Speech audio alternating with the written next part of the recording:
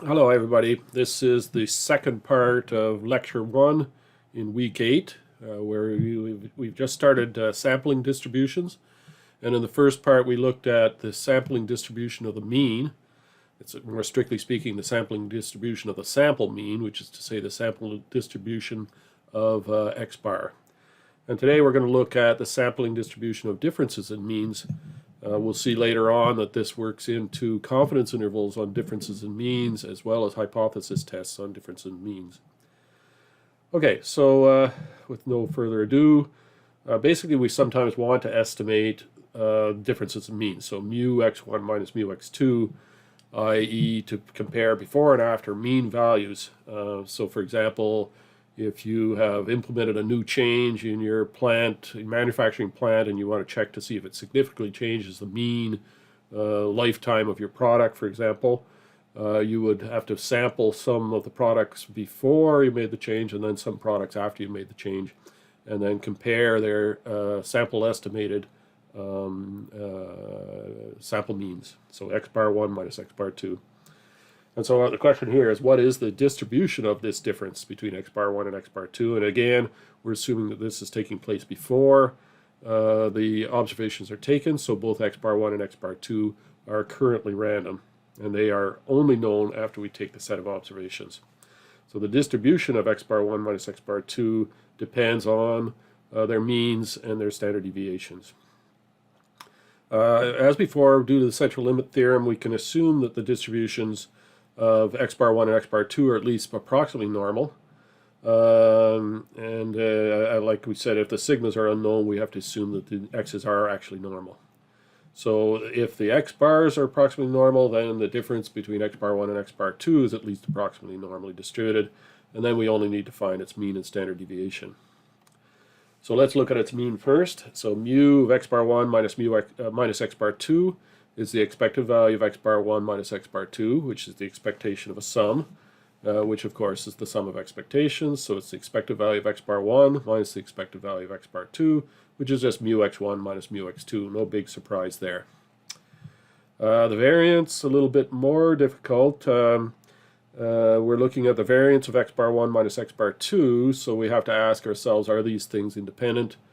We're going to assume that we've taken random samples to estimate x bar 1 and x bar 2, and a random sample assumes that all the observations are independent of all other observations, and so that means that x bar 1 is also independent of x bar 2. So that means then we've got a variance of a sum, which is sum of the variances. You'll see the last lecture I had variance, one of the lectures I had variance of x bar 1 minus the variance of x bar 2, which is incorrect. The minus sign here corresponds to a coefficient of -1, and in a variance that's brought outside and squared, so it becomes +1. So the variance of x bar 1 minus x bar 2 is the variance of x bar 1 plus the variance of x bar 2. Just remember that all the variance terms have to have a plus sign in front of them, because even if it's a minus sign in the original equation, that minus sign is squared and it becomes a plus. Okay, and again, we're assuming independence, so the variance of this sum becomes the sum of the variances. And we know what each of these are. Variance of x bar 1 is the variance of x1 divided by the number of observations, and the variance of x bar 2 is the variance of x2 divided by the number of its observations. So our standardized normal is now x bar 1 minus x bar 2 minus its mean divided by its standard deviation. So its mean is mu x1 minus mu x2, and its standard deviation is the square root of its variance, which is sigma x1 squared over n1 plus sigma x2 squared over n2. Okay, let's illustrate this with an example. Let's suppose the mean score on an aptitude test for applicants to a certain university is 540 with a standard deviation of 50. What is the probability that two groups of students selected at random and consisting of 32 and 50 students respectively will differ in their sample mean scores by more than 20 points? Now, this particular situation, we're not saying anything about the means having changed. In fact, we're assuming here that the mean for the two groups remains the same. We're just asking, what is the probability that x bar 1 for one of these groups differs from the other one by more than 20 points?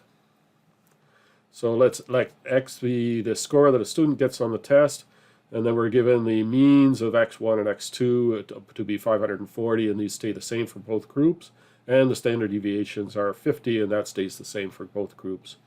but the sample sizes are different. So the first group is 32 students, the second group is 50 students. And we're looking for the probability that the difference between the two sample means is greater than 20. Now that difference, it could be greater than 20 in the negative direction or greater than 20 in the positive direction. So we're actually looking for the probability that the absolute value of the difference is greater than 20, which corresponds to x bar 1 minus x bar 2 being less than minus 20, or x bar 1 minus x bar 2 being greater than plus 20. There's a union here, so we ask, are these disjoint? And we can see automatically that if x bar 1 minus x bar 2 is less than minus 20, it can't be at the same time more than plus 20. So these are disjoint, and that union becomes just a plus sign. So I'm looking for the probability that x bar 1 minus x bar 2 is less than minus 20, plus the probability that it's greater than 20. We're assuming these are normally distributed, so our next step is to standardize as usual. Subtract the mean and divide by the standard deviation of this thing, and do the same thing on the right-hand side, and we'll do this for both terms. So we get z, probably the z is less than minus 20 minus its mean, mu x bar 1 minus minus x bar 2, divided by its standard deviation, sigma x bar 1 minus x bar 2, and then the same thing on the right in the right-hand term. Okay, so mu x bar 1 minus x bar 2 is just the expected value of the difference between x bar 1 and x bar 2, which we know is mu x1 minus mu x2, and they're both the same. They both have the same assumed distribution, so the means are the same, so this difference is 0. The standard deviation is the square root of the variance of x1 divided by n1 plus the variance of x2 divided by n2. The variances are the same, but the sample sizes are different. So we get 50 squared divided by 32 plus 50 squared divided by 50, and then the square root of the whole thing gives me a standard deviation of 11.32 for the differences between these x bars.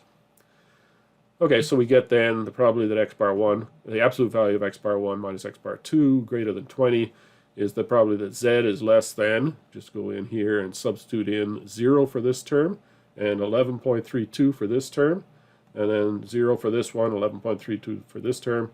We get these two probabilities here. The picture looks like this. Here's the standard normal. Yes, okay. Minus 20 over 11.32 is minus 1.77, and 20 over 11.32 is plus 1.77. So this area down here is phi of minus 1.77. And the area up here is 1 minus phi of 1.77. These two areas are the same. So the total area that we're looking for is just twice this area. And that's what we have here. 2 times 1 minus phi of 1.77. Look into the table for the cumulative distribution for the standard normal, and that gives us 0.07624. And that is it for the second part of lecture 1 in week 8. So it's a fairly short lecture. The next lecture we're going to look at more sampling distribution information. Okay, thank you very much. We'll see you in the next lecture.